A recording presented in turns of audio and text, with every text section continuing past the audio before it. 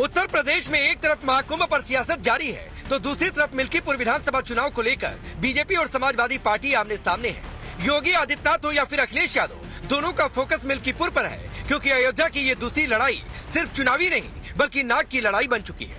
BJP और Samajwadi party दोनों ही अपनी अपनी जीत का दम भर रहे। एक तरफ बीजेपी राम के नाम पर चुनावी हुंकार भर रही है तो समाजवादी पार्टी राम मंदिर जाने से डर रही है, लेकिन राम के नाम पर सियासत जरूर कर रही। आज अखिलेश यादव ने अयोध्या के नाम पर बीजेपी सरकार पर हमला बोला। किसानों का सर्किल रेट बढ़ाने का वादा तो किया ही, साथ ही अयोध्या को वर्ल्ड क्लास सिटी बनाने की भी बात कही।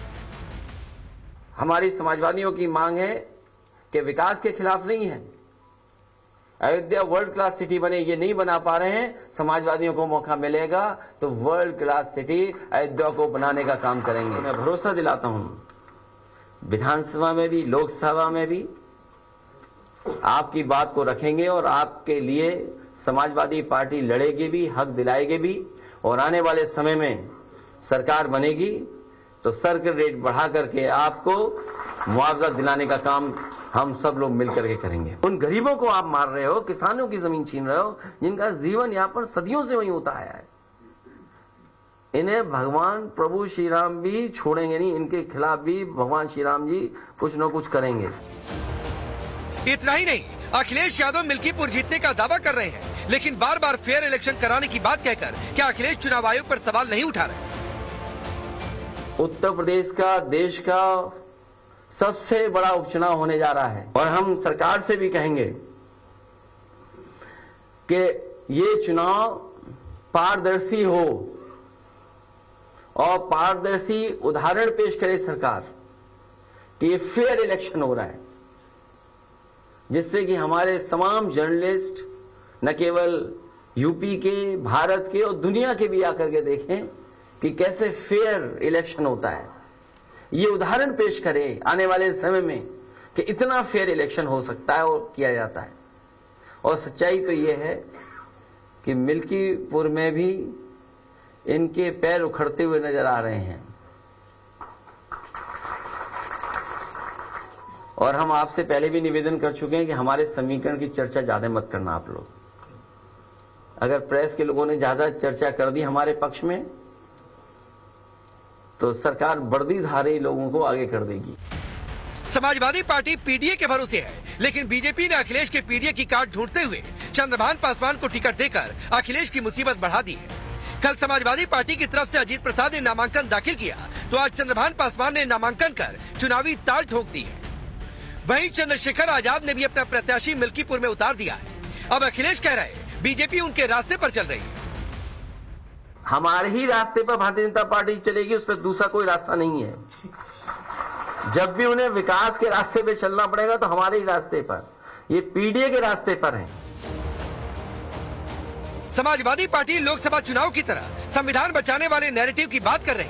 अवधेश प्रसाद दावा कर रहे हैं कि जनता ने संविधान विरोधियों को हराने का मन बना लिया है, लेकिन बीजेपी ने भी मिल्कीपुर में कमल खिलाने के लिए सारे समीकरण फिट कर दिए। खुद मुख्यमंत्री योगी आदित्यनाथ का फोकस मिल्कीपुर पर है। बीजेपी का कहना है 5 फरवरी को साइकिल पंचर हो जाएगी और जनता राष्ट्रवाद के पक्ष में वोट देकर कमल खिलाएगी। लोगों ने ठान लिया है कि इस चुनाव में हम बाबा साहब के अपमान का बदला समाजवादी पार्टी इंडिया गठबंधन के उम्मीदवार अजीत प्रसाद को एक ऐतिहासिक जीत करके। समाजवादी पार्टी की साइकिल पंचर होना तय है। वहाँ से भाजपा के जो हमारे प्रत्याशी चंद्रभान पासवान जी हैं वो बहुत बड़े अंतर से मिल्कीपुर विधानसभा का उपचुनाव जीतने जा रहे हैं। वहाँ 5 फरवरी को कमल खिलेगा। निश्चित रूप से जिस प्रकार से उन्हें इस क्षेत्र की जनता का आशीर्वाद और स्नेह मिल रहा है, उससे विपक्षी विचलित हैं और इस प्रकार की बयानबाजी कर रहे हैं। चुनाव एक सामान्य परिवार के एक विचारधारा से एक भगवान श्री राम के सेवक के रूप में चंद्रभानु पासवान जी का और भगवान श्री राम के मंदिर पर कार सेवकों का नरसंहार करने वाले समाजवादी पार्टी के प्रत्याशी के बीच में है। और मुझे विश्वास है कि भारतीय मिल्कीपुर की जनता हमारे साथ खड़ी होगी, राष्ट्रवादियों के साथ खड़ी होगी और परिवार विरोधवादियों के, राम विरोधियों के विरोध में जाएगी। बीजेपी राम मंदिर, राष्ट्रवाद और विकास की बात कर रही है, वहीं समाजवादी पार्टी राम से दूरी बना रही है। समाजवादी पार्टी के उम्मीदवार अजीत प्रसाद ने कल नामांकन से पहले हनुमानगढ़ी से लेकर पंचवटी तक दर्शन किए, लेकिन रामलला के दर्शन नहीं किए। वहीं महाकुंभ पर भी समाजवादी पार्टी और अखिलेश यादव लगातार भ्रम फैलाने का काम कर रहे। अखिलेश अब महाकुंभ में सरकार के आंकड़ों को ही गलत बता रहे। सरकार का हर आंकड़ा वो है फर्जी, और हमारा पत्रकार साथी सही बोल रहा है, हम इसको धन्यवाद देते हैं। कुछ ट्रेनें खाली आ रही हैं, सुनने में आया गोरखपुर वाली खाली ट्रेन गई है पूरी, और नहीं मानते अभी वीडियो दिखा सकता हूं मैं आपको। लेकिन सवाल है कि क्या राम मंदिर से दूरी और महाकुंभ पर भ्रम फैलाकर अखिलेश मिल्कीपुर का रण जीत पाएंगे? सवाल ये भी कि क्या कुंदरकी की तरह ही मिल्कीपुर में भी बीजेपी करिश्मा कर जाएगी? क्या मिल्कीपुर की जनता लोकसभा चुनाव में बीजेपी को मिली हार की भरपाई कर कमल खिला देगी? साफ है, नाक की लड़ाई का चुनाव बन चुके मिल्कीपुर उपचुनाव में कमल खिलेगा या साइकिल दौड़ेगी, ये तो 5 फरवरी को जनता तय करेगी, और 8 फरवरी को नतीजों के साथ तस्वीर भी साफ हो जाएगी। Bureau report, times now Bharat. चलिए आपने ये रिपोर्ट देखी। मैं आपका परिचय आज के मेहमानों से करवाता हूँ। एसएस सिंह भारतीय जनता पार्टी के नेता और प्रवक्ता, अवधेश जी वरिष्ठ पत्रकार, चंचल यादव समाजवादी पार्टी के नेता और प्रवक्ता, प्रेम कुमार जी वरिष्ठ पत्रकार, आसिफ सोहेल है पॉलिटिकल एनालिस्ट के तौर पर। आप सभी का बहुत बहुत स्वागत है। लेकिन चूंकि ग्राउंड पर मैं मौजूद हूँ, इसलिए जो ये लाइन लगी हुई है जो हनुमान जी के दर्शनों के लिए जा रही है, आप लोग कहाँ से आ रही हैं? दिल्ली से आ रहे हैं। दिल्ली से आ रही हैं? ट्रेन से? हाँ जी, ट्रेन से। खाली है कि भरी हुई है? बहुत बढ़िया ट्रेन है और दर्शन भी बहुत अच्छे हो रहे हैं, कोई भीड़ भाड़ नहीं है, सुविधा। ट्रेन में भीड़ है कि खाली है? नहीं ठीक है, भीड़ है। बहुत अच्छे से आए हम लोग। ट्रेन में भीड़ है? नहीं, बहुत नहीं है ना, बहुत आराम से। अच्छा, कहाँ से आ रहे हैं? हम गुजरात से आ रहे हैं और यहाँ प्रयागराज में बहुत बढ़िया सुविधा है। मोदी जी और योगी ने इतना बड़ा काम किया है, ऐसा कोई कर ही नहीं सकता। भीड़ कितनी है? बहुत बड़ा भीड़, बहुत भीड़ है। बहुत भीड़ कितनी है? बहुत बढ़िया चलिए आगे बढ़ते रहिए। सुविधा भी बहुत है, भीड़ बहुत है, सुविधा भी बहुत है। सुविधा भी बहुत है, बहुत बढ़िया है। खाने कहाँ से आ रहे हैं? बहराइच से आए हुए हैं। बहराइच से आ रहे हैं। बहराइच कि ट्रेन में कितनी भीड़ है भाई? बहुत ज्यादा भीड़ है और बहुत अच्छी सुविधा यहाँ पे है, नहाने के लिए, और प्रशासन की भी अच्छी व्यवस्था है, और सब चीज मतलब अच्छे से। अब चंचल यादव बताइए भाई, कौन सी ट्रेन खाली दिख रही है? लोगों को तो कोई नहीं, कोई राजस्थान से आ रहा है, कोई यूपी के अलग अलग जगहों से आ रहा है, क्यों इतना भ्रम फैला रहे कि ट्रेन खाली है, यहाँ महाकुंभ में कोई आ ही नहीं रहा है?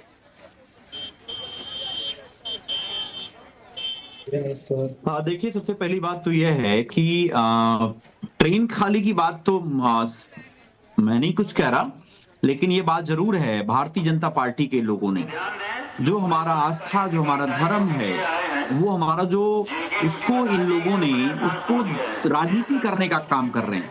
मैं आपको बताना चाहता हूं, आपको याद होगा अभी मुख्यमंत्री जी का एक बयान आया कि राम से राष्ट्र है और राष्ट्र से ही राम है। अब सोचो, मुख्यमंत्री जी ने ये बयान दिया कि राम से ही राष्ट्र।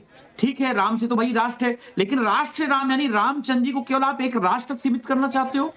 जो प्रभु श्री रामचंद्र जी, सुनिए जो प्रभु श्री रामचंद्र जी, चंचल भाई सुनिए ना, एक तो आपकी पार्टी के मुखिया ने बात कही है, पहले उनको व्यवस्था गड़बड़ दिखती है, पहले उनको लगता है कि खुले आसमान के नीचे लोग सर रात बिता रहे हैं, कंबल उन्हें नहीं मिल रहा है। आप कह रहे हैं ट्रेन खाली आ रही है, सरकारी आंकड़े फर्जी हैं, तो या तो आप कह दीजिए कि अखिलेश यादव के बयान से खुद पार्टी ही किनारा कर ले रही है। कल अभी स्वास्थ्य व्यवस्था की तरफ आगे बढ़ो, शौचालय की तरफ आगे बढ़ो, पानी नहीं मिल रहे हैं, वो व्यवस्थाएं वहां पे भी देख लो अगल बगल आप, ये सब ऑन रिकॉर्ड है आप। अरे भाई चंचल भाई, पहले जो आपके पार्टी अध्यक्ष ने कहा उस पर बातचीत कर लें। आप पर्टिकुलर एक जगह खड़े होकर के आप वहां कह रहे हो कि भाई 3.5 करोड़ लोगों का बता दिया गया, लेकिन 3.5 करोड़ लोगों का आधिकारिक डेटा कहाँ है, कैसे है? अरे भाई पहले ना पिन पॉइंटेड चलिए, बहुत पॉइंट वाइज चलिए। चंचल यादव, आपकी पार्टी के अध्यक्ष ने कहा यहाँ अलग अलग जगहों से, कोई राजस्थान से आ रहा है, कोई दूसरे प्रदेश से आ रहा है, कोई उत्तर प्रदेश के अलग अलग शहरों से आ रहा है, कोई दिल्ली से चला आ रहा है, कोई नहीं कह रहा है कि ट्रेन खाली आ रही है। अरे आपकी पार्टी के अध्यक्ष है ना भाई, हम तो लोगों से बातचीत कर रहे हैं, ये कोई सिलेक्टिव भीड़ थोड़ा नहीं है, ये कोई सिलेक्टिव भीड़ थोड़ा नहीं है, खड़ा कर दिया है। आपकी चुनावी रैली है क्या? आपकी चुनावी रैली है क्या? मैंने कहा बगल में शौचालय दिखा दो, बगल में शौचालय दिखा दो, पानी नहीं मिल रहा है वहाँ पे, चले जाओ बगल में, आप खड़े हो पे ना, चले जाओ, हिम्मत है तो। सुनिए दूसरी बात, वो भी दिखा दूंगा, वो भी दिखा दूंगा। चंचल यादव आ जाइए, आपकी पार्टी के 10 प्रवक्ताओं को इन्वाइट कर चुका हूं, कोई आ नहीं रहा है मेरे पास। और मैं आपको बता दूं, मैं आपको एक बात और बता दूं चंचल यादव, आप हो सकता है कई चीजों में कुछ कमियां निकाल दें, लेकिन जो एक व्यक्तिगत तौर पर मैंने महसूस किया है वो ये महसूस किया है कि पूरे महाकुंभ में अगर कोई व्यवस्था सबसे ज्यादा तेज है तो वो साफ सफाई है। एक बात आपको बता दे रहा हूं, इतनी साफ सफाई मैंने किसी कुंभ और महाकुंभ में जो भी मैंने अपने जीवन में देखा है उसमें नहीं देखा है। ओहो, मैंने कहा साफ सफाई देखनी है तो एक बार बगल में शौचालय हुआ हो, एक बार आपको मालूम हो जाएगा। दिखा दो वीडियो में, आपको मालूम हो जाएगा भी आपको दूध को पानी नहीं हो या भाई, बगल में मेडिकल दिन सेंटर भर यहाँ पर रह रहे हैं तो जाना ही पड़ता है। अभी आपको जानकारी होगी कि वहां पर मेडिकल की दुर्व्यवस्था की वजह से एक संत की अभी डेथ हुई है। मेरे पास डेटा है, मैं दिखा चंचल रहा भाई, हूं आपको। आप कहाँ अगर हैं इस आपको चंचल भाई आप कहाँ हैं इस समय? आपका शहर जान सकता हूँ, किस शहर से जुड़े हैं आप? निरंजनी अखाड़े के 17, सुनिए पांडे जी, सुनिए ध्यान से। आप किस शहर से जुड़े हैं? अभी इस कार्यक्रम में आप किस शहर से जुड़े हैं?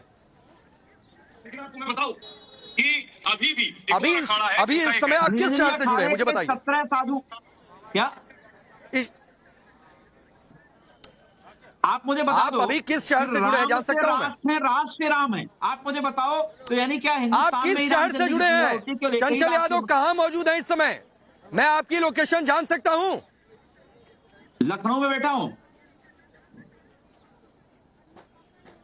लखनऊ में बैठकर आप प्रयागराज की बात करेंगे? आइए ना सर महाकुंभ में। अरे मैं प्रयागराज कि लखनऊ में बैठकर बात करेंगे, आइए यहाँ पर। घर है, जहाँ खड़े हो आप, वही नैनी में घर है मेरा। अरे तो आइए ना यहाँ पर, आइए महाकुंभ मेले में सामने आकर बातचीत करिए। चंचल यादव लखनऊ में बैठकर नहीं, बगल में चले जाओ।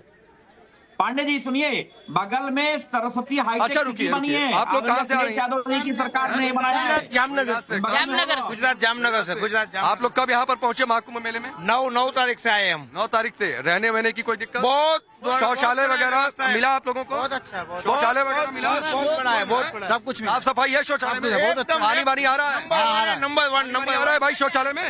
आप बोलिए चंचल यादव, आप बोलिए। कोई दिक्कत नहीं है। अरे भाई मैं भी बोल रहा हूँ, सुनिए ना, मैं कह रहा हूँ। और जो वीडियो सुनिए, मैं वही तो कह रहा हूँ, इनसे पूछो कहाँ रुके हैं ये लोग, रुकिए, कहाँ रुके हैं पूछिए ना। अरे भाई सरकार कहाँ रुके हैं भाई आप लोग? कहाँ रुके हम हैं? लोग के अड़ेल में महाप्रभु जी बैठक, अरैल में कहाँ रुके हैं भाई? महाप्रभु जी बैठक, महाप्रभु जी के आश्रम में रुके हैं जाके। और बताइए। तो आप तो बता रहे हो रहने की व्यवस्था वहाँ पे सरकार दिन भर ने यहीं रखी पर है। 9 तारीख से यहीं पर है लोग। और बताइए। अरे भाई अब लोग अरे फिर वही बात है चंचल यादव, लखनऊ में बैठकर एसएन सिंह ये लखनऊ में बैठकर यहाँ प्रयागराज का ज्ञान देंगे, महाकुंभ की अव्यवस्थाओं पर बात करेंगे, लेकिन लखनऊ में बैठकर बात करेंगे, मेले में आकर बात नहीं करेंगे। राकेश जी देखिए, मेले में आकर बात नहीं करेंगे। देखिए आइए सर, अरे आइए चंचल यादव, लखनऊ में बैठकर नहीं, आइए प्रयागराज में महाकुंभ में, जहाँ कहेंगे वहाँ चलूंगा। लखनऊ में बैठकर नहीं, लखनऊ में बैठकर नहीं। एसएन सिंह बोलिए। राकेश जी मैं कहूँगा, राम विरोधी समाजवादी पार्टी के लिए तुलसीदास जी ने बहुत बढ़िया चौपाई लिखा है। उन्होंने कहा निर्मल जन सन सो मोहि पावा, मोहि कपट छल छिद्र न पावा। ये जो छल कपट करने वाली समाजवादी पार्टी है, जो राम भक्तों पर गोली चला देती है, जो जय श्री राम का नारा देने पे बंद कर देती है, उसको कैसे दिखाई देगा? और दिखाई देने के लिए तो आदरणीय अखिलेश यादव जी को कुंभ में जाना चाहिए, प्रयागराज जाना चाहिए। आज देखिए उत्तर प्रदेश छोड़ के पता नहीं जाके कहाँ गंगा स्नान कर रहे थे।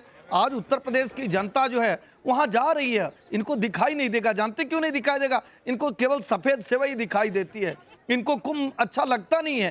सफेद सेवई के चक्कर में इस तरह तुष्टिकरण वाले बयान दे रहे हैं। नहीं तो आप देखेंगे न सिर्फ देश से, दुनिया से बहुत सारे लोग आए हैं। और इनको बताइए राकेश यादव जी को, क्या नाम है जो चंचल यादव जी को, 10 लाख लोग तो चंचल यादव नाम मत भूलिए। तो बताना पड़ेगा कि 10 लाख लोग तो वहां पे एक महीने के लिए लिए हुए हैं, कल्पास लिए हुए हैं, और लगभग 40 से 45 करोड़ लोग आ रहे हैं। मैं समाजवादी पार्टी को एक यही चीज कहना चाहूंगा, अच्छा है कि आपको नहीं हिंदू धर्म अच्छा लग रहा है, कोई बात नहीं, आपको जो धर्म अच्छा लग रहा है वो तो बता दीजिए, आप कहिए। नहीं, एक बात बताइए चंचल भाई, ये सब करके आप महाकुंभ पर भ्रम फैला लीजिए, लोगों को कंबल नहीं मिल रहा है, लोगों को पानी नहीं मिल रहा है, वो भी लखनऊ में बैठकर। आप फिर अयोध्या में वर्ल्ड क्लास सिटी बना दीजिए, राम मंदिर नहीं जाएंगे, आप मिल्कीपुर जीत जाएंगे इससे। राकेश जी, यहाँ कुंदर की रिपीट होने का डर सता रहा है आपको। 10 सेकंड दीजिए। अरे मिल्कीपुर तो छोड़ दीजिए, अभी उपचुनाव का सार्थक सुंदर परिणाम आया था, भारतीय जनता पार्टी के पक्ष में आता। उत्तर प्रदेश की जनता आज भ्रम को नहीं मान रही है, झूठ को नहीं मान रही है, षड्यंत्र को नहीं मान रही है। उत्तर प्रदेश की जनता विकास को चुन रही है। मोदी जी और योगी जी के नाते जो विकास हो रहा है उनको चुन रहा है। कुंभ की बात कर रहा हूँ, कुंभ में आज दिख रहा है इनको कि वहाँ आस्था का सैलाब आ रहा है।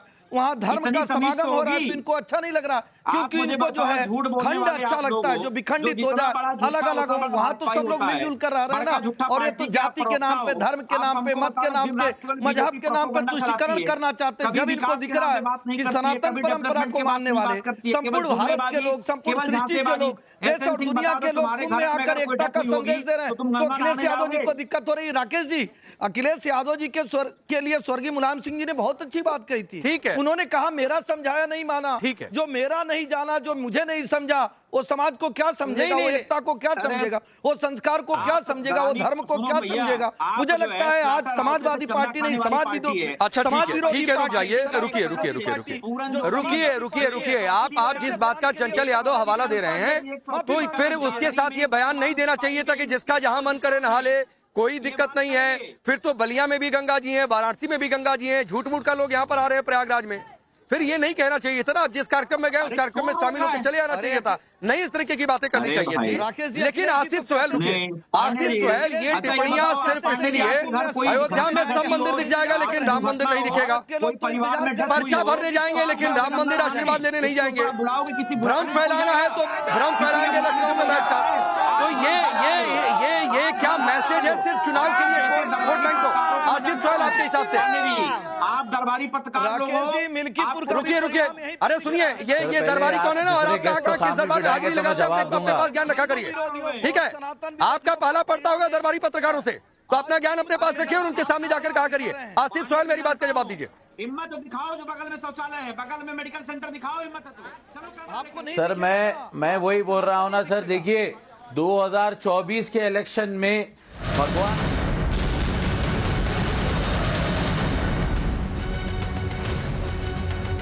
ठीक है, मैं आप सबको रोकता हूँ। इस समय एक बड़ी खबर और बड़ी तस्वीर आ रही है, और बड़ी तस्वीर है सैफ अली खान पर जो हमला हुआ था, उस हमले की संदिग्ध तस्वीर आ गई है। उसकी तस्वीर सीसीटीवी कैमरे में रिकॉर्ड हो गई है। और जैसे ही आज सुबह ये खबर आई थी कि सैफ अली खान पर हमला हुआ है, एक संदिग्ध व्यक्ति उनके घर में घुसा था और स्टैब किए थे, यानी चाकुओं से उन पर वार किए थे। फिर उसके बाद उनको तुरंत लीलावती हॉस्पिटल लेकर जाया गया था। उसके बाद से ही पुलिस लगातार अलग अलग टीमें बनाकर इस पूरे मामले की जांच कर रही थी। अब सीसीटीवी में कैद हो गई है संदिग्ध हमलावर की तस्वीर। इसके बारे में और भी ज्यादा जानकारी आने का इंतजार है। अनुज हमारे साथ जुड़ चुके हैं। अनुज, बताइए इस तस्वीर को लेकर क्या पूरी जानकारी? जी देखिए, साफ तौर पे देखा जाता है एक संदिग्ध की तस्वीर जो है वो सामने आई है। करीब रात 2:33 की ये जो टाइमिंग है वो इसमें शो कर रहा है। मुंबई पुलिस का साफ तौर पे ये कहना है, जिस तरीके से मुंबई पुलिस की क्राइम ब्रांच जो है मामले की तफ्तीश कर रही थी, सीसीटीवी कैमरे की फुटेज को लगातार खंगाला जा रहा था और आखिरकार इस संदिग्ध का फोटो जो है वो साफ तौर पे कैद हुआ है। सीढ़ियों से उतरते हुए ये फोटो जो है वो देखा जा रहा है और इसका चेहरा जो है वो साफ तौर पर देखा जा सकता है। फिलहाल क्राइम ब्रांच का ये कहना है कि अभी कई और फुटेज हैं जिनको देखा जा रहा है, जिनको खंगाला जा रहा है और उसके बाद कड़ियों को जोड़ा जा रहा है। तो पहला जो तस्वीर संदिग्ध का साफ तौर पे देखा जा सकता है कि किस तरीके से ये यंग लड़का लग रहा है, युवा लड़का लग रहा है और साफ तौर पर ठीक है अनुज, बहुत बहुत शुक्रिया। ये बड़ी तस्वीर आई थी तो हमने सोचा दर्शकों को ये बड़ी खबर के बारे में बता दें। चलिए वापस अपने शो पर लौटते हैं। सर आसिफ सोहेल, अपनी बात पूरी करिए। सर देखिए, मैं आपको वही बोल रहा हूं, 2024 के चुनाव के अंदर भगवान राम के साथ अयोध्या की नगरी के 5.5 लाख लोग कमल को उठाकर फेंक दिए वहां से। इस वजह क्या है, उसके अंदर वहां पे नफरत की राजनीति नहीं चाह रहे हैं, वो डेवलपमेंट चाह रहे हैं। सर आने वाले चुनाव में भी मिल्कीपुर में वही होगा ना। भगवान राम खुश है, बाबरी मस्जिद को शहीद किया गया इलीगल तरीके से, ना वहां की आवाम खुश है। इसलिए क्या सर, मैं बोल रहा हूँ सर आपको। फेंक दिया जी आसिफ सोहेल, पांडे जी, राकेश जी, किसको कमल को फेंक दिया है ना सर चुनाव के अंदर। 2024 के इलेक्शन में कमल को तो फेंक दिया गया है ना वहां पर। कहने में शर्म आ रही है। अरे सर सरकार की देखिए, जो लोग कई सालों से भगवान राम के नाम पे राजनीति कर रहे हैं, वहीं पे उनकी नगरी के अंदर उन्हें मात मिली है सर, उसको बोलिए आप पहले, है ना। 2024 का चुनाव क्या हुआ, 5.5 लाख लोग जो वहां के जो रहने वाले लोग हैं, अयोध्या के। अरे भाई आप यही रटते रहेंगे कि 2024 के चुनाव में क्या हुआ। 2024 के चुनाव में तीसरी बार बीजेपी की सरकार बन गई, एनडीए की सरकार बन गई भाई। लेकिन अवधेश जी ये सब बातें ये भूल जाते हैं। क्या हुआ था अयोध्या में, क्या नहीं हुआ था, ये चंचल यादव को दरबारी पत्रकार नजर आते हैं। आपको क्या लगता है, ये कुंदर की रिपीट होने का डर है या फिर क्या है आपके हिसाब से? रुकिए, कोई डर नहीं है, कुंदर की रिपीट नहीं होगा यहाँ पे। समाजवादी नहीं, जब देखिए कहीं न कहीं अंदर भय हो, असंतुलन हो, तभी इस प्रकार की भाषा निकलती है। अब कुंभ में खड़े हुए लोगों से बात करके फैलाए गए झूठ को सीधे सीधे सबूत के साथ नकारना कि लोग उसको नकार रहे हैं, तो ये दरबारी पत्रकारिता हो गई। और आप बैठ करके निरंजनी अखाड़ा के बारे में झूठ फैलाएं, वो राजनीति जो है बड़ी स्वच्छ हो गई। ये तो शर्मनाक है। निरंजनी अखाड़ा की एक ही समाचार फैला है। चंचल जी को बता रहा हूं कि 104 साल के सबसे उम्र के महामंडलेश्वर जी ने स्नान किया। उन्होंने बताया है कि मैं पूरी तरह स्वस्थ हूं। जो आप समाचार दे रहे हैं उसके विपरीत और चारों तरफ ये चल रहा है। राकेश जी, असल में मुझे तो कुछ मायने में संतोष भी है, कुछ चिंता भी है। संतोष इसलिए है कि क्या भारत की राजनीति फिर हिंदुत्व पर लौट रही है, क्योंकि अखिलेश जी नए सिरे से कह रहे हैं कि अयोध्या को तो विश्व का प्रमुख शहर मैं बनाऊंगा, जो वर्ल्ड क्लास सिटी बनाऊंगा। 2022 के विधानसभा चुनाव के पहले वो अयोध्या में जाके घोषणा करते थे कि भैया हम तो यहाँ क्या क्या करेंगे, बता रहे थे। 2017 के पहले उन्होंने कहा कि दुनिया का सबसे बड़ा मंदिर बनाऊंगा। लेकिन पिछले 2-2.5 सालों में कांग्रेस के साथ जो मुसलमान वोट के लिए अखिलेश जी ने दूरी बनाई थी, और उसके कारण अयोध्या जो राम मंदिर न जाना, उनके सांसद मस्जिदों में जा रहे हैं, न जा रहे थे, उसके बाद अगर ये घोषणा कर रहे हैं और ये बताने की कोशिश कर रहे हैं कि बीजेपी तो अच्छा कुंभ नहीं लगा रही है, हम अच्छा कुंभ लगा देंगे आपको, तो एक प्रकार से लौटना है। क्योंकि मिल्कीपुर का पड़ोसी सीट कटेसरी में आप अगर हार गए हैं चुनाव, कटेहरी हार गए हैं, तो मिल्कीपुर में इसका भय आपके अंदर होगा। अवधेश सिंह जी कैसे हारे हैं आप जानते हो। ठीक है, अब प्रेम जी मुझे एक बात बताइए, प्रेम जी मुझे एक बात बताइए कि ये अलग तरीके की स्थिति है कि अयोध्या में सारी बातें होंगी, वर्ल्ड क्लास सिटी बनाएंगे, सरकार आ जाए तो, लेकिन राम मंदिर जाएंगे, बुलावा ही नहीं आ रहा है। गंगा मैया से बुलावा ही नहीं आ रहा है। प्रयागराज में सारी अव्यवस्थाएं हैं, बैठकर लखनऊ में बात करेंगे। तो ये सवाल तो पूछा जाएगा कि ये सब कुछ सिर्फ तुष्टीकरण का हिस्सा है, भ्रम फैलाने की पॉलिटिक्स है, क्या है भाई? देखिए, हाँ राकेश पांडे जी, आप तो हर रोज सवाल पूछते हैं, अखिलेश यादव से पूछते हैं, राहुल गांधी से पूछते हैं, सवाल तो पूछा ही जाएगा। लेकिन सवाल जो सत्ता में होते हैं उससे ज्यादा पूछे जाते हैं। और निश्चित रूप से अखिलेश यादव अगर अयोध्या को बड़ा वर्ल्ड सिटी बनाने की बात कर रहे हैं तो वो हिंदुत्ववादी पॉलिटिक्स में लौटना है, अवधेश कुमार जी कह रहे हैं। और अगर महाकुंभ में कुछ कमियां दिखाते हैं तो वो हिंदू विरोधी हो जाते हैं। ये कमियां दिखाना महाकुंभ को मजबूत करने के लिए होता है। भाई तस्वीरें हैं, अच्छे जो काम, देखिए एसएन सिंह जी को क्या हो जाता है भाई, एसएन सिंह जी चुप कराइए ना आप प्लीज, बार बार आप बोलते हैं भाई, चुप कराइए, नहीं तो ऐसे बात नहीं होगी। पता नहीं सिंह जी को क्या होता है। अगर खाली हो तो प्रेम जी यही दिखा दे। अच्छा रुकिए एसएन सिंह, रुकिए एक बार प्रेम जी को अपनी बात पूरी कर लेने दीजिए। सबसे आखिर में उनके पास गया हूँ, एक बार उनकी बात पूरी हो जाने दीजिए, फिर मैं आता हूँ। देखिए, ये महाकुंभ हो रहा है, अच्छे से हो, मैं उस पर भी आऊंगा, एक बार पूरी हो जाने दीजिए इनकी बात। इसमें शामिल होते हैं। ये आयोजन आज से नहीं शुरू हुआ कि योगी जी और मोदी जी आ गए तो कुंभ होने लगा। ये इस बार भी अच्छे से हो, लेकिन इसकी जो कमियां हैं वो भी एक पक्ष है जिसको दिखाना बताना हम सबका दायित्व है। ये सब दिखाने या बताने से हम कुंभ विरोधी हो जाएं, ऐसी सोच ही संकीर्ण है। भाई तस्वीरें हैं जो जरूर नहीं, लेकिन प्रेम जी बताने और उठाने की बात नहीं है। बात यह है कि जो बातें कह रहे हैं उनमें सच्चाई कितनी है। एक आदमी यहाँ नहीं मिल रहा जो सुविधा से परेशान हो, वहाँ ज्यादा चलनी पड़ रही है, इससे लोगों को दिक्कत हो रही है। कोई नहीं मिल रहा है कि ट्रेन खाली है, लेकिन फिर भी ट्रेन खाली आ रही है। तो ये भ्रम फैलाया जा रहा है भाई राकेश जी तो लाइव दिखा रहे हैं ना, ऐसा तो नहीं है कि पब्लिक को बुला कर ले आए। एक व्यक्ति ने नहीं कहा कि यहाँ अव्यवस्था है। अगर आपके विचार में अव्यवस्था है, आपके व्यवहार में अव्यवस्था है, आपकी पार्टी में अव्यवस्था है, तो उस अव्यवस्था को सनातन पर क्यों लाद रहे हैं? आपको क्यों दूसरे धर्म में अव्यवस्था नहीं दिखाई दे रही है? बार बार अखिलेश यादव को हिंदू धर्म में बुराई आती है,